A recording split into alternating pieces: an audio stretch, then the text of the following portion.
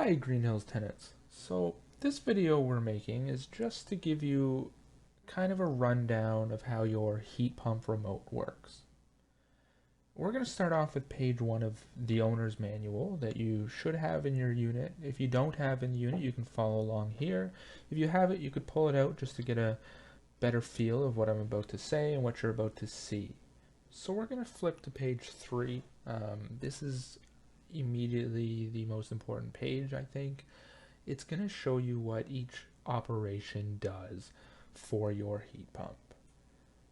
I'm going to switch back and forth here between the manual and then the actual controller that you should have in your unit to control your heat pump.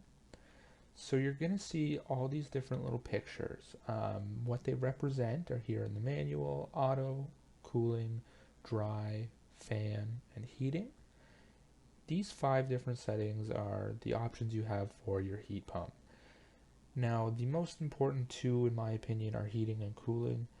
These seem pretty straightforward, but the pictures can be kind of confusing depending on what you first think of when you see them. So you're going to click through the mode button on your heat pump remote. When you do this, you're going to see this little button change, as well as you're going to see on your heat pump the corresponding image switch with your controller. So whatever you hit mode on, or operation mode on your controller, it's going to change the actual heat pump in your unit. You're going to see there are snowflake, the fan, heating, some raindrops. These all will be what settings you want. If it's too hot, so if it's summertime, ideally you're going to want cooling, which is this little snowflake. This is the air conditioner, which is also a dehumidifier. It's going to pull humidity out of the air for you. If it's kind of in one of those middle seasons where it's just really muggy outside, it's a little too humid, but it's not hot, it's just you're feeling a little muggy, you can switch it to dry. What dry will do is just, it's not going to throw the heat on for you, it's not going to make it cold, it's not going to turn the AC, it's just going to be a fan, and it's going to dehumidify the air. So it's just going to pull some of that moisture out, so you have a little drier of a unit. Now in the winter time, you're going to want the sun. This means heating. So it's kind of easy to picture, I want warmth, I want the sun. That's the setting you flip it to. This is going to turn on the heat option on your heat pump. Now in the manual it does explain it takes 1 to 5 minutes to allow the coil inside the unit to actually heat up and go.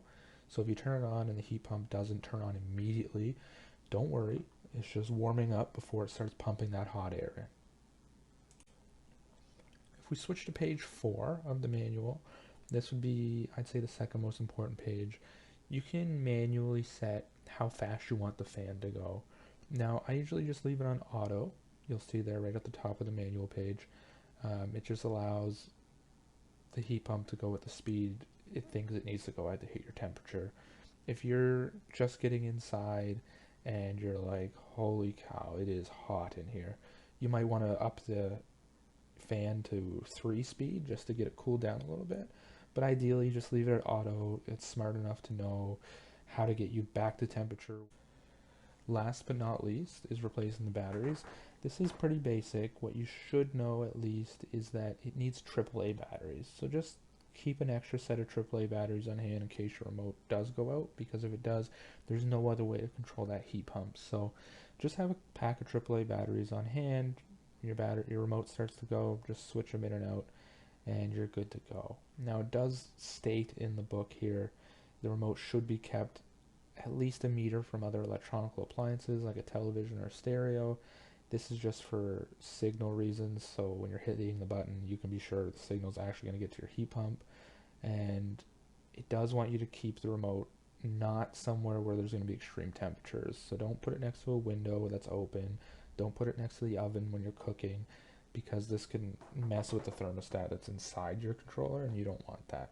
That should be your basic settings for this heat pump. It's inside your Greenhills unit.